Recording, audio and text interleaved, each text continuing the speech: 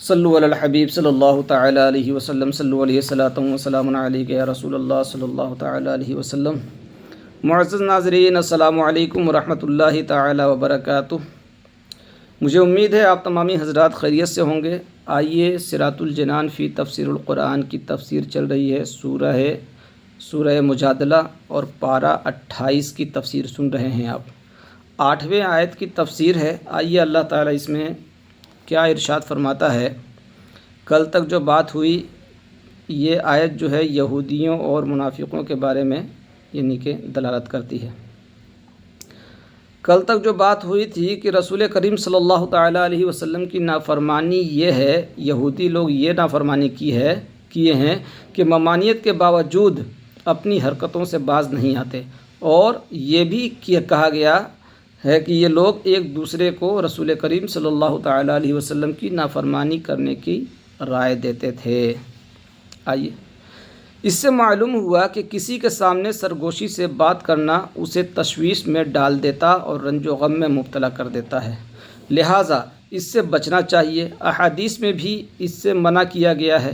چنانچہ حضرت عبداللہ بن عمر رضی اللہ تعالیٰ عنہ سے روایت ہے کہ رسول اکرم صلی اللہ تعالیٰ علیہ وسلم نے ارشاد فرمایا جب تم 3 آدمی ہو تو جب تم 3 آدمی ہو تو تیسرے کو چھوڑ کر 2 آدمی آپس میں سرگوشی نہ کریں۔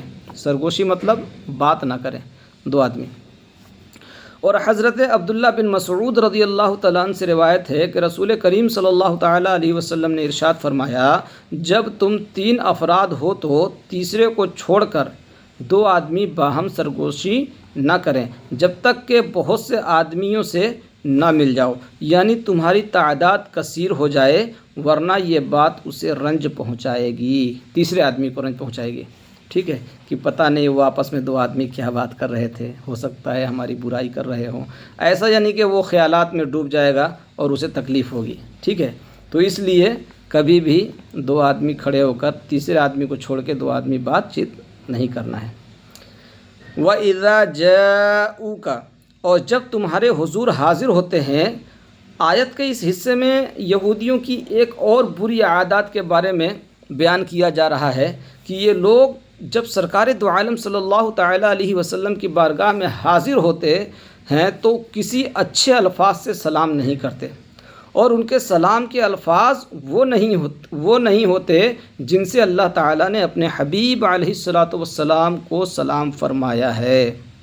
آئیے جان لیتے ہیں کہ یہودی لوگ کیسے سلام کرتا تھا۔ بارگاہ رسالت صلی اللہ تعالیٰ علیہ وسلم میں یہودیوں کی ایک ذلیل حرکت۔ یہودی جب نبی کریم صلی اللہ تعالیٰ علیہ وسلم کی بارگاہ میں حاضر ہوتے تو یوں کہتے تھے، السلام علیکم معاذ اللہ رب العالمین، یعنی موت تم پر ہو، یعنی تم پر موت ہو، موت آئے، یعنی کہ ہمارے نبی کو اوپر موت آئے، ایسا یعنی کہ وہ سلام کرتے تھے یہودی۔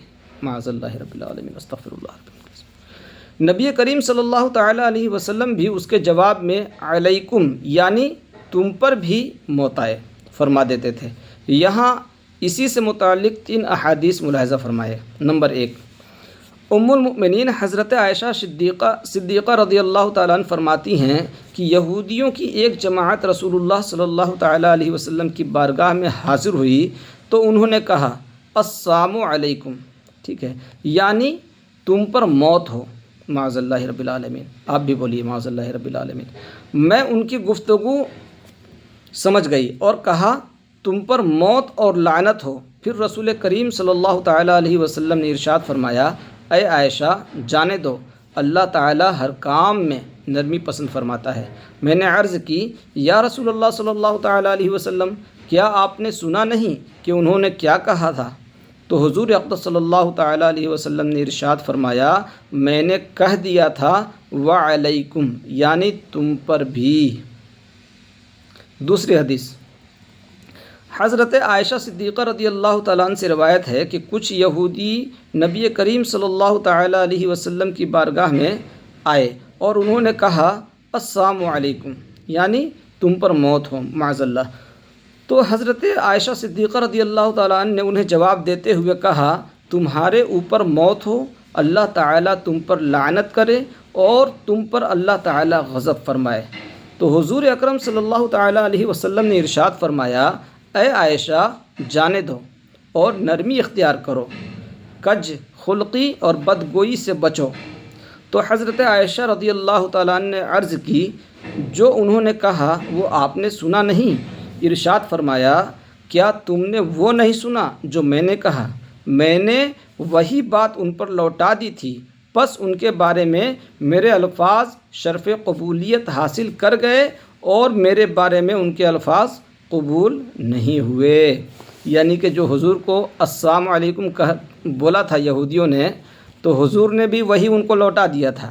تو حضور کی یعنی کہ جو یہ لوٹایا تھا وہ اللہ کی بارگاہ میں قبول ہو گیا، اور جو یہودیوں نے السلام علیکم کہا تھا وہ ان کی قبولیت نہیں ہوئی۔ تیسری حدیث ہے کہ حضرت انس رضی اللہ تعالیٰ عنہ فرماتے ہیں کہ ایک یہودی نبی کریم صلی اللہ تعالیٰ علیہ وسلم اور صحابہ کرام رضی اللہ تعالیٰ عنہم کی مجلس میں آیا اور اس نے کہا السلام علیکم۔ صحابہ کرام رضی اللہ تعالیٰ عنہم نے اسے جواب دیا تو آپ نے ارشاد فرمایا، کس نے؟ ہمارے حضور نے ارشاد فرمایا، تم جانتے ہو کہ اس نے کیا کہا؟ صحابہ کرام رضی اللہ تعالیٰ عنہم نے عرض کی، اللہ تعالیٰ اور اس کا رسول صلی اللہ تعالیٰ علیہ وسلم زیادہ جانتے ہیں۔ تو یا رسول اللہ صلی اللہ تعالیٰ علیہ وسلم، ہمارے خیال میں اس نے سلام کیا تھا، ٹھیک ہے۔ ارشاد فرمایا، نہیں بلکہ اس نے یوں کہا السلام علیکم، یعنی تم پر موت ہو، اور تم پر موت ہو، یہ سلام کر کے وہ السلام علیکم بول کے وہ چلا گیا، تو تم اسے واپس لے کر آؤ۔ صحابہ کرام رضی اللہ تعالیٰ عنہ سے اسے واپس لے کر آئے تو آپ نے ارشاد فرمایا، تم نے السلام علیکم کہا تھا؟ اس نے جواب دیا، جی ہاں۔ اس وقت آپ نے ارشاد فرمایا، جب اہل کتاب میں سے کوئی شخص تمہیں سلام کرے تو تم کہو علیکہ ما قلت، یعنی تم پر وہی نازل ہو جو تم نے کہا ہے۔ پھر آپ نے یہ آیت تلاوت فرمائی۔ کون سی آیت ہے؟ وَإِذَا جَاءُوكَ حَيَّوْكَ بِمَا لَمْ يُحَيِّكَ بِهِ اللَّهُ۔ ترجمہ، اور جب تمہارے حضور حاضر ہوتے ہیں تو ان الفاظ سے تمہیں سلام کرتے ہیں جن سے اللہ نے تمہیں سلام نہیں فرمایا۔ وَيَقُولُونَ فِي أَنفُسِهِمْ، اور وہ اپنے دلوں میں کہتے ہیں۔ آیت کے اس حصے میں یہودیوں کے بارے میں ایک اور بات بیان کی گئی ہے کہ وہ اپنے دلوں میں کہتے ہیں، ہماری باتوں کی وجہ سے اللہ تعالیٰ ہمیں کیوں نہیں عذاب دیتا۔ اس سے ان کی مراد یہ تھی کہ اگر حضرت محمد مصطفیٰ صلی اللہ تعالیٰ علیہ وسلم نبی ہوتے تو ہماری اس گستاخی پر اللہ تعالیٰ ہمیں عذاب دیتا، ٹھیک ہے۔ اس کے جواب میں اللہ تعالیٰ ارشاد فرماتا ہے، انہیں عذاب کے طور پر جہنم کافی ہے، ٹھیک ہے، جس میں یہ داخل ہوں گے، تو یہ ان کا کیا ہی برا انجام ہے۔ مراد یہ ہے کہ ہر چیز کا ایک وقت مقرر ہے۔ اگر کسی جرم پر فوراً عذاب نہ آئے تو یہ معنی نہیں کہ وہ جرم نہیں، بلکہ اس کا جرم ہونا اپنی جگہ برقرار ہے، اور عذاب اس لیے نازل نہیں ہوا کہ ابھی اس کا وقت نہیں آیا ہے، اور جب وقت آ جائے گا تو عذاب میں تاخیر نہ کی جائے گی۔ لہذا فوری عذاب نازل نہ ہونے کی وجہ سے کوئی دھوکہ نہ کھائے۔